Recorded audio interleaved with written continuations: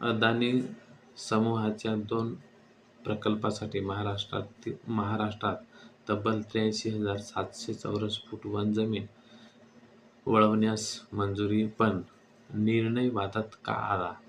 तर महाराष्ट्र सरकारने अदानी समूहाशी संबंधित 2 प्रकल्पांसाठी वनजमीन वापरण्यास मंजुरी दिल्याचे वृत्त समोर आलेले आहे. पहिला प्रकल्प आहे तो रायगड अलिबाग तालुक्यातील. येथे अदानी सिमेंटच्या सिमेंट टर्मिनलसाठी जवळपास 59,933 चौरस फूट वनजमीन ही वळवली जाणार आहे. विशेष म्हणजे या भागात राखीव वन आणि मॅंग्रोव्ह क्षेत्राचाही समावेश असल्याचे वृत्त आहे.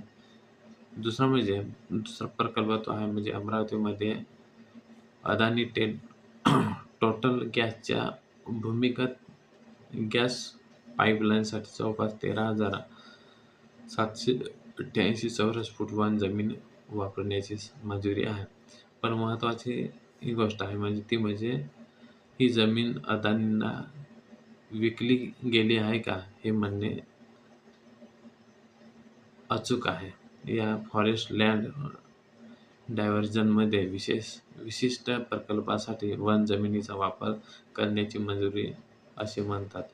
मात्र रायगडमध्ये मॅंग्रोव्ह क्षेत्राचे संबंध असल्यामुळे पर्यावरणावर परिणाम होणार का, हा प्रश्न उपस्थित होत आहे. सरकारने पर्यावरणीय आणि वनविषयक दृष्टीने पालन करण्याची अट घातली आहे.